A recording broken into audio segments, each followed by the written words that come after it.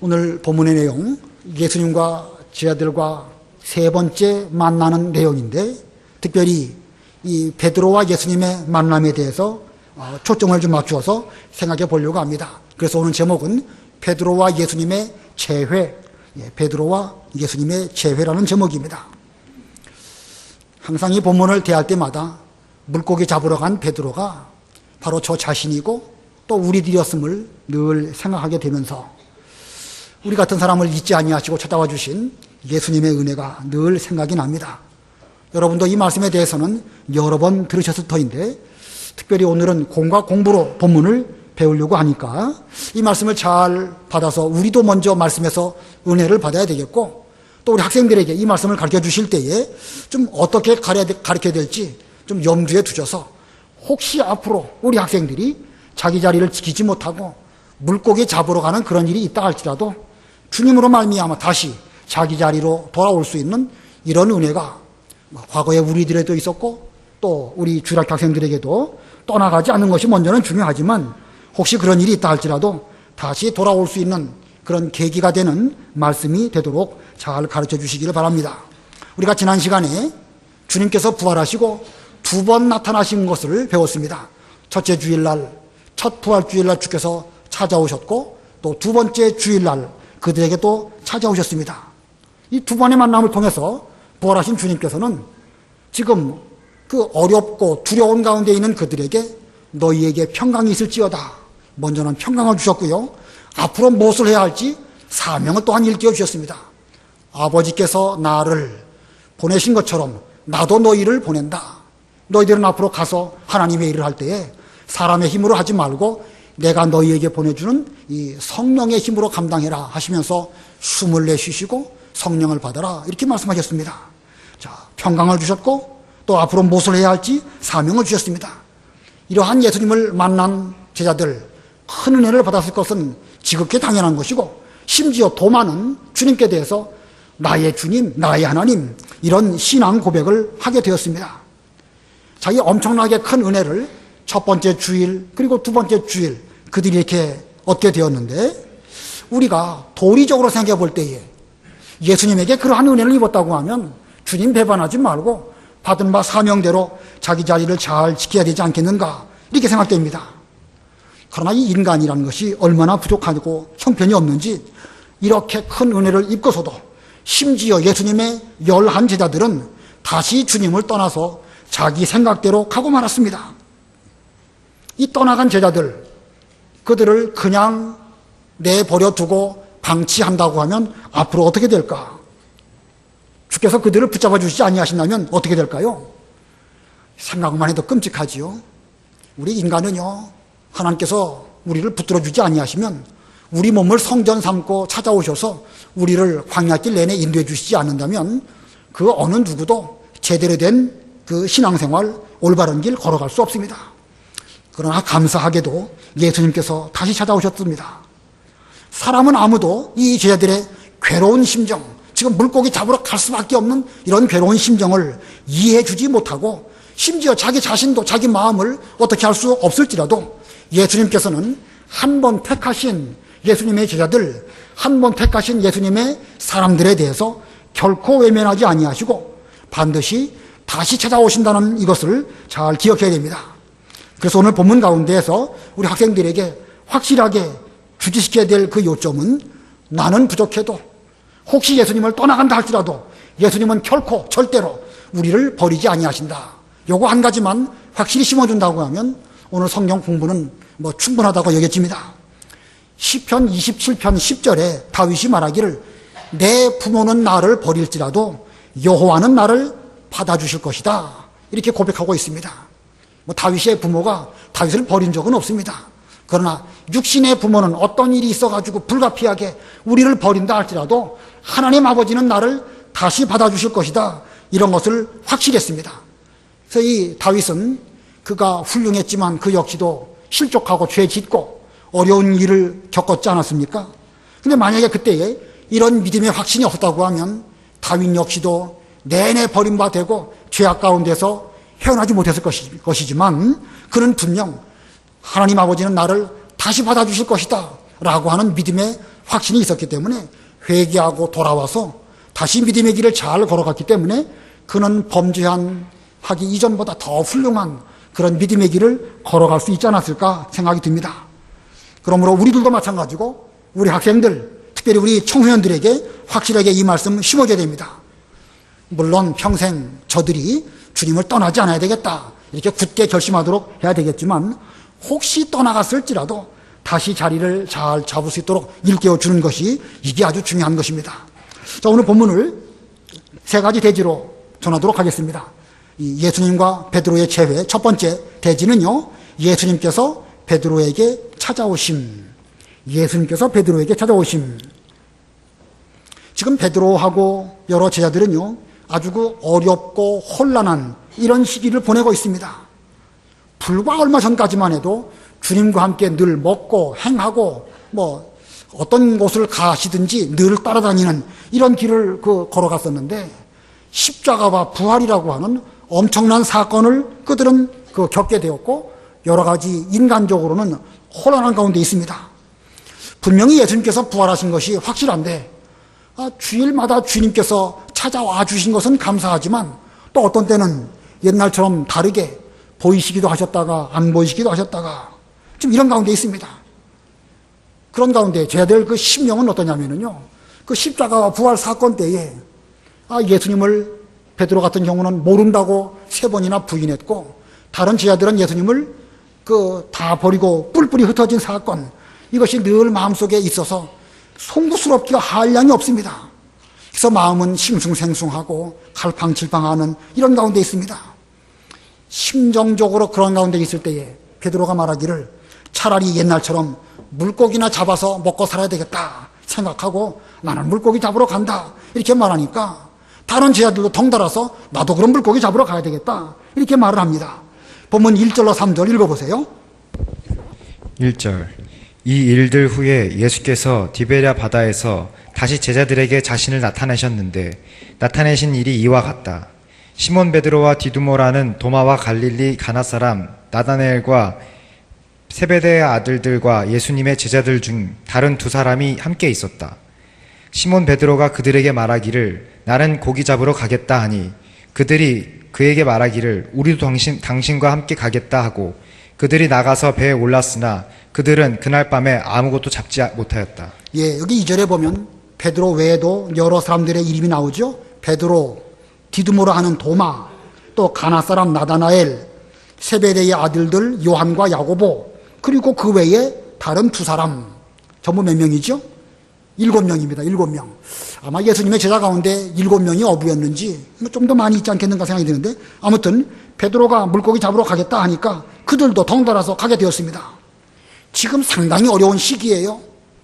이 구약적인 어떤 신앙생활 하던 가운데에서 예수님의 십자가와 부활로 이제 복음을 통해 가지고 새로운 시대가 되었는데, 이 새로운 시대로 변환되는 이때는 말 그대로 격변의 시대입니다.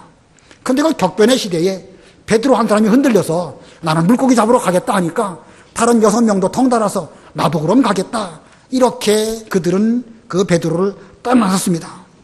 자, 이 격변하는 시대에 베드로 한 사람이 흔들리니까 다른 사람들도 흔들렸다. 여기 중요한 진리가 있습니다. 한 사람 흔들리면 그 한 사람 때문에 다른 사람도 흔들린다는 것이고, 특별히 그러한 때가 어떤 전환기, 격변하는 시기에 그런 일이 일어난다는 것입니다. 학생들이 성장하면서 격변하는 시기를 여러 번 겪게 되죠. 그럴 때가 언제이죠? 유치부에서 유년부 올라올 때, 유년부에서 중고등부, 중고등부에서 청년부 올라갈 때, 또 청년부 그만두고 장년 생활을 본격적으로 할 때, 이런 과정마다 격변하는 시기입니다.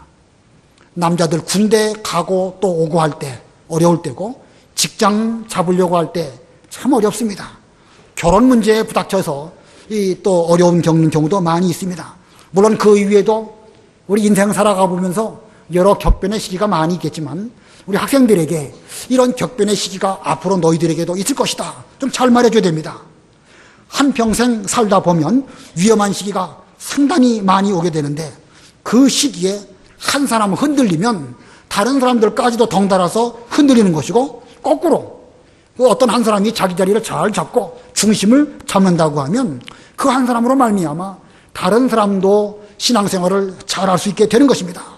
그래서 우리 자녀들이나 우리 중학교 학생들에게 앞으로 이 같은 일들이, 위험한 일들이 많이 있을 수밖에 없는데, 그러한 때에 너 하나만이라도 자리를 잘 잡아야 된다. 잘 깨워줘야 됩니다. 그래서 물고기 잡으러 간 베드로와 다른 제자들의 모습이 자칫 우리들의 모습이 되지 않도록 생각해야 될 것이고, 그러나 혹시 우리가 그 자리를 떠나갔을 때라도 주님께서 다시 우리에게 찾아오신다는 사실도 일깨워줘야 되겠습니다. 자, 주님께서 이 물고기 잡으러 간 베드로나 또 그 제자들에게 찾아오셨는데 어떻게 찾아오셨는가? 본문에서 두 가지 소지로 말씀을 전하겠습니다. 어떻게 찾아오셨는가? 그 중에 첫 번째 소지는요, 자신을 돌아보게 하심입니다. 자신을 돌아보게 하심. 4절 5절 읽어보세요. 4절. 날이 셀 때에 예수께서 바닷가에 서 계셨으나 제자들은 그가 예수님이신 줄을 알지 못하였다. 그러자 예수께서 그들에게 말씀하시기를 얘들아 너희에게 물고기가 하나도 없느냐 하시니 그들이 그분께 대답하였다. 예, 없습니다. 예, 이 예수님을 떠난 제자들의 모습이 어떠한지 본문에서 보여주고 있습니다. 지금 자기들이 물고기 잡고 있을 때에 바닷가에 예수님께서 서 계셨습니다. 자, 제자들은 지금 그 서 계신 그분이 예수님이라는 사실을 모르고 있습니다. 왜 몰랐지요? 여러분, 어떤 거 캄캄한 밤에 여러분의 딸이나 아들이 저쪽에서 어스름한 그런 가운데서 걸어오고 있을 때, 아, 저게 내 아들이구나. 딱 보면 압니까? 모릅니까? 알지요. 사람이라는 것은 참 예민해가지고 그 벌써 관심이 있고 사랑하는 사람이면 그림자만 언뜻 비춰도 아, 이거 우리 아들이구나, 우리 딸이구나. 금방 압니다. 심지어 차를 타고 가다가도요, 그 지나가는 사람 가운데서 자기가 아는 사람 예민하게 발견할 수 있는 것이 사람의 어떤 그 예민한 그 감각이라고 할 수 있습니다. 자, 그런데 이 본문의 제자들은 예수님을 알아보지 못했습니다. 왜 못 알아봤겠죠? 지금 심령이 어두워져 있는 가운데 있습니다. 이 어두워지면 사람이 별 수 없는 거예요. 어두워지면 베드로도 별 수 없고, 어두워지면은요 다윗도 범죄할 수밖에 없는 것이 바로 인간의 모습입니다. 자, 그때 예수님께서 제자들에게 스스로 자기들을 돌아보도록 말씀해 주시려고 얘들아 너희에게 물고기가 하나도 없느냐? 얘들아 너희에게 물고기가 하나도 없느냐? 나를 버리고 내가 지금 너희들에게 여러 가지 사명을 말해 주었는데 그 말씀을 잊어버리고 물고기 잡으러 갔는데, 그렇게 물고기 잡으러 갔으면 너희들에게 다만 몇 마리라도 있어야 될 터인데 하나도 없느냐? 하고 물으셨습니다. 그랬더니 그들이 예, 없습니다. 자, 이 예수님의 질문은 제자들로 하여금 자신들을 돌아보게 하시려고 이와 같은 질문을 하신 것입니다. 예수님께서 그들이 물고기 하나도 못 잡은 거 모르셔서 이렇게 말씀하신 것이 아니고 그들 스스로를 돌아보면서 주님 떠나간 내 모양이 어떤가, 내 꼴이 어떤가, 자신을 좀 돌아보게 하시려고 얘들아 너희에게 물고기가 하나도 없느냐 그렇게 물으셨고, 또 제자들은 예, 없습니다 이렇게 답을 했습니다.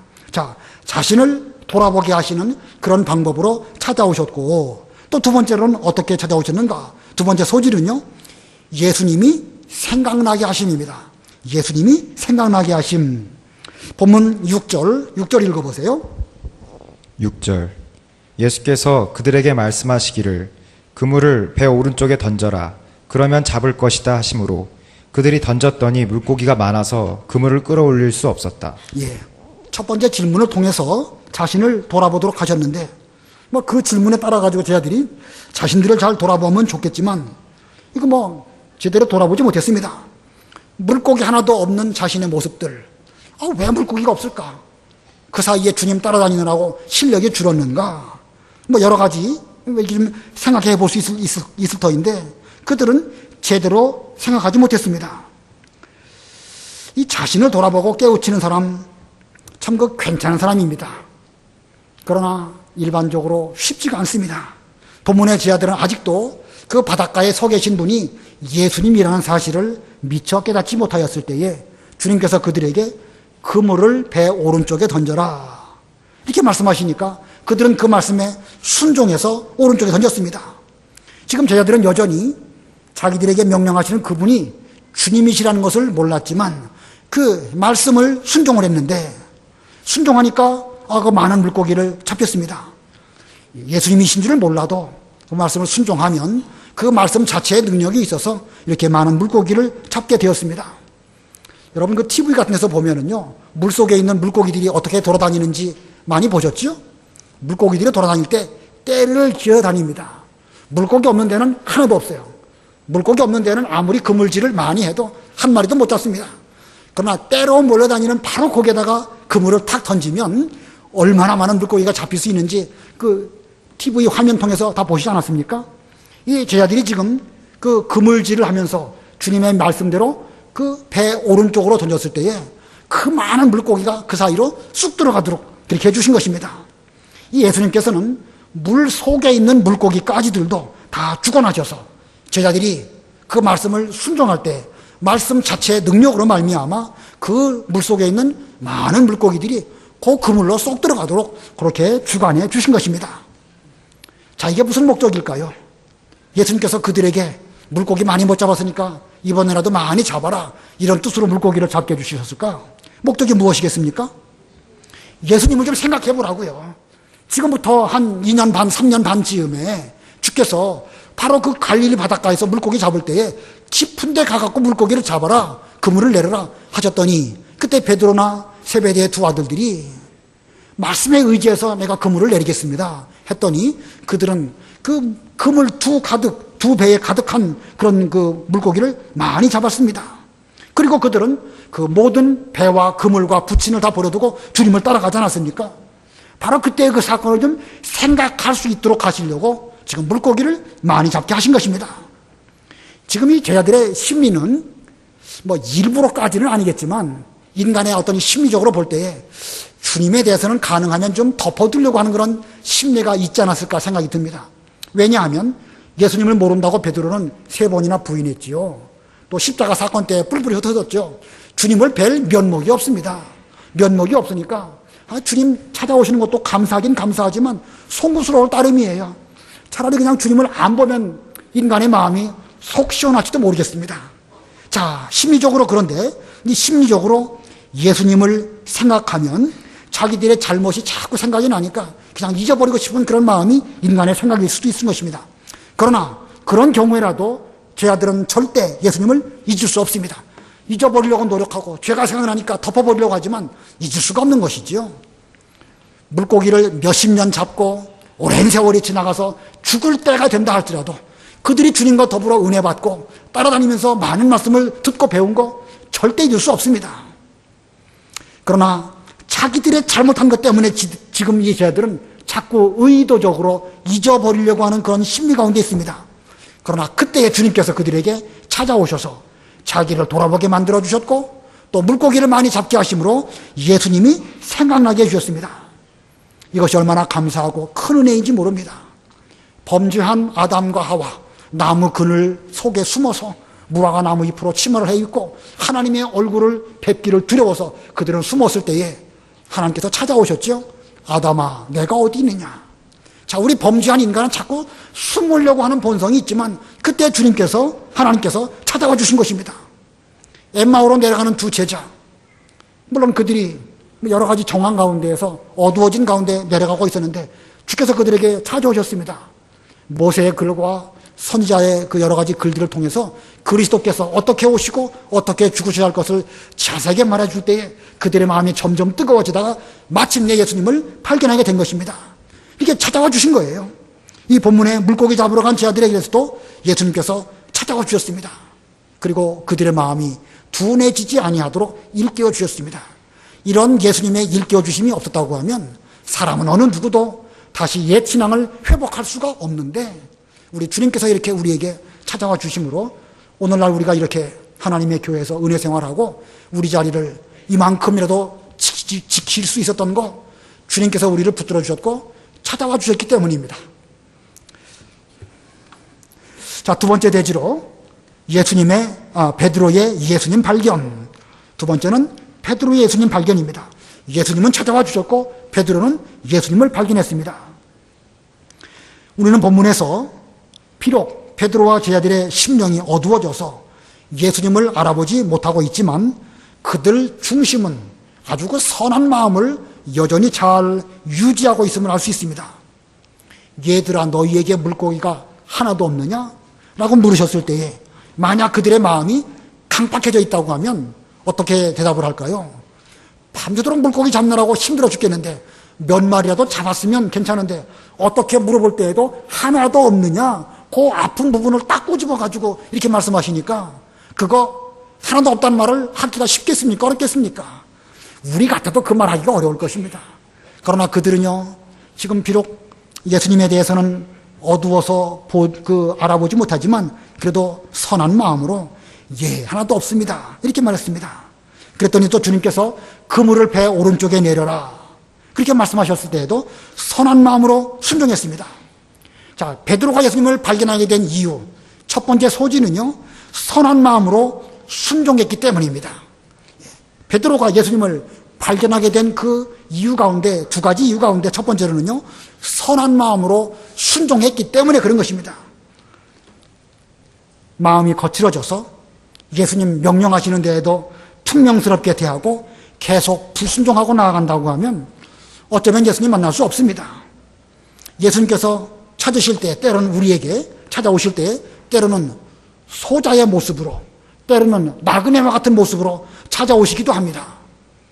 자, 예수님 말씀하시기를 한 소자에게 대해서 냉수를 하나라도 대접하는 것은 곧 나를 영접하는 것이다. 소자의 모습으로 찾아오실 수도 있는 것입니다. 하나님께서 아브라함에게 찾아오셨을 때 나그네의 모습으로 또한 찾아오셨던데 아브라함이 선한 마음으로 그 나그네를 잘 대접하다가 바로 하나님을 영접하는 이런 은혜를 입게 되었습니다. 그러므로 혹시 우리들도 어떤 어려운 일을 만나고 힘든 상황을 만난다 할지라도 우리의 중심에 선한 마음 잃어버리지 않도록 혹시 누가 말할 때에도 그 말씀이 성경 말씀에 맞는 말씀이고 또 나의 유익을 위해서 좋은 뜻으로 권면하는 것이라고 하면 뭐 좋고 나쁘를 따지기 이전에 아무튼 누가 혹 무슨 말할 때라도 잘 순종할 수 있는, 그게 죄가 아닌 이상 잘 순종할 수 있는 이런 우리가 되어야 됩니다. 만약에 그렇게 한다고 하면 물고기 많이 잡는 것도 성공이지만 더 중요한 것은 그 순종을 통해 가지고 비로소 예수님을 발견하게 되기 때문인 것입니다. 자, 두 번째로 베드로가 어떻게 예수님을 발견하게 되었는가? 두 번째는요, 요한의 도움으로 예수님을 발견하였습니다. 예, 요한의 도움으로. 본문 7절 읽어보세요. 7절. 7절. 그러자 예수께서 사랑하시는 그 제자가 베드로에게 말하기를 주님이시다 하니 시몬 베드로는 벗고 있다가 주님이시라는 말을 듣고 겉옷을 두른 후에 바다에 뛰어들었다. 자, 베드로가 아직도 물고기를 많이 잡았음에도 불구하고 미처 바닷가에 서 계신 분이 예수님이라는 사실을 모르고 있었습니다. 자, 그런데 그때 거기에 함께 있던 예수님께서 사랑하시는 제자, 바로 그 요한이 말합니다. 주님이시다. 이 사도 요한도 그 순간 번뜩 이렇게 생각이 들어온 거예요. 이게 주님 아니고서는 우리에게 이렇게 많은 물고기를 잡게 하실 수가 없다. 옛날에도 그랬거니와 지금도 우리에게 말씀하신 분은 주님이시구나. 좀 어둠이 이렇게 있어가지고 잘 몰랐는지 모르겠지만 이게 너무 확실한 것이기 때문에 주님이시다 라고 그는 큰 소리로 말했을 것입니다. 마침 베드로 곁에 이 요한이 있었기 때문에 이 베드로는 요한의 말을 통해 가지고 그렇구나, 우리에게 찾아오신 분은 다름 아니라 예수님이시구나 하고 예수님을 발견하게 되었습니다. 물론 베드로 옆에 요한이 없다고 할지라도 분명 베드로는 예수님을 마침내 만나게 되었겠지요. 그러나 그 곁에, 베드로 곁에 요한이 있었다는 것은 얼마나 다행인지 모릅니다. 베드로 곁엔 요한이 있었고 요한 곁에는 베드로가 있었기 때문에 그들은 좋은 동역자, 좋은 친구가 되어서 일생 하나님의 일을 하는데 피차 돕고 도와주는 이런 관계가 된 것입니다. 베드로와 요한, 같은 점도 많이 있고 다른 점도 많이 있습니다. 같은 점은 뭘까? 둘 다 성격이 급해요. 베드로도 성격이 급하고 요한도 그 보아노게라고 하는 그런 별명을 갖고 있듯이 성격이 급한 그런 면이 좀 있습니다. 다른 점이라고 하면 사람이 여러 다른 점이 많이 있겠지만 베드로는 그 12제자 가운데 가장 연장자라고 한다면 사도 요한은 연소자일 수 있습니다.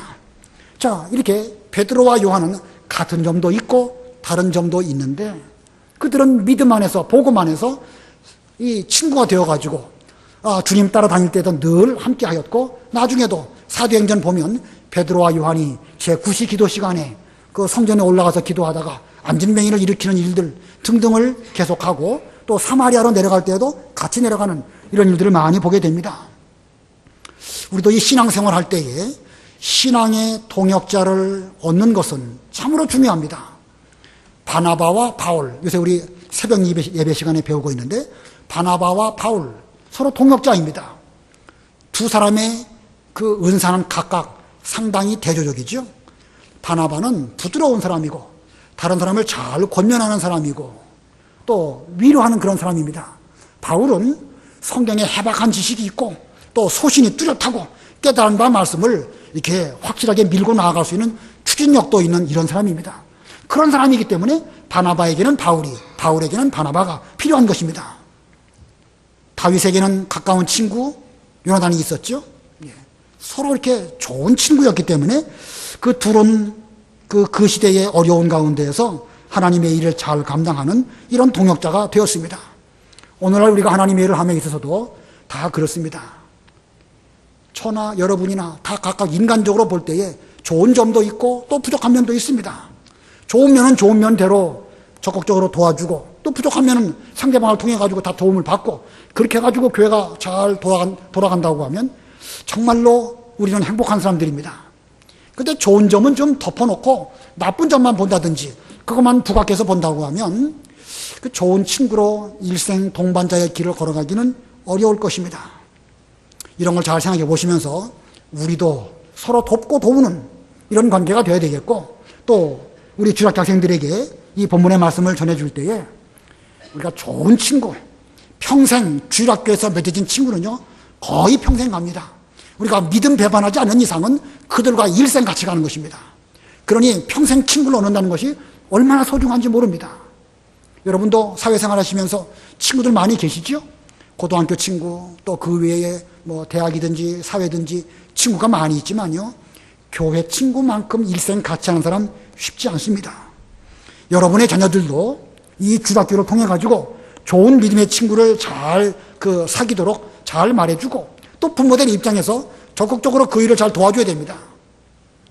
집으로 좀 초청해서 잘 어울리도록 하고 또 교회 여러 가지 행사가 있으면요 잘 보내야 됩니다. 교회 와가지고 하룻밤 같이 자면서 어울리는 거 그거 평생 잊지 못합니다. 중고등부 수련회 가가지고 하룻밤 자는 거 얼마나 시끄럽고 떠드는지 모릅니다.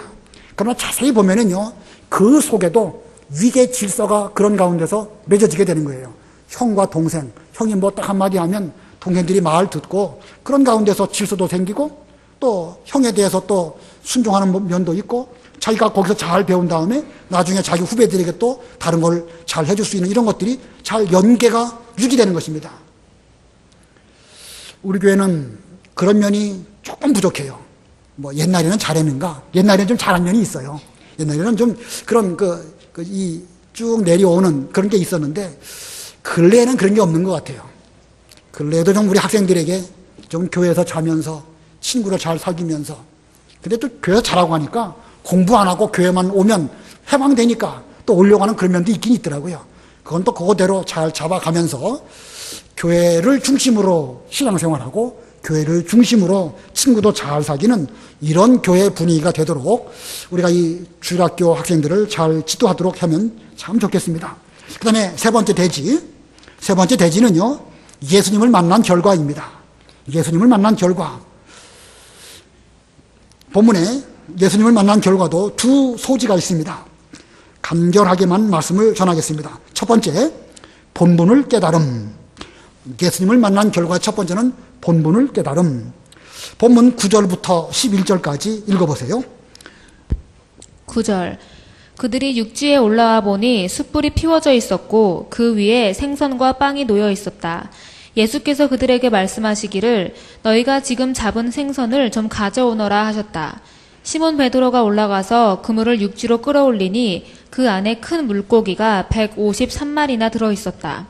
물고기가 그렇게 많았으나 그물이 찢어지지 않았다. 예, 예수님이시다, 주님이시다 라는 말을 듣고 베드로는 물로 뛰어들어가지고 겉옷을 입고 물에 뛰어들었다고 그랬죠? 물에 뛰어들으려면 겉옷을 벗어야 되는데 왜 입었을까요? 지금 우통 벗고 지금 그물질하고 있는 거예요. 게다가 주님이시다 그러니까 겉옷을 두르고 물에 뛰어들었습니다. 왜? 예수님 앞에 가는데 우통 벗고 갈 수 없지요.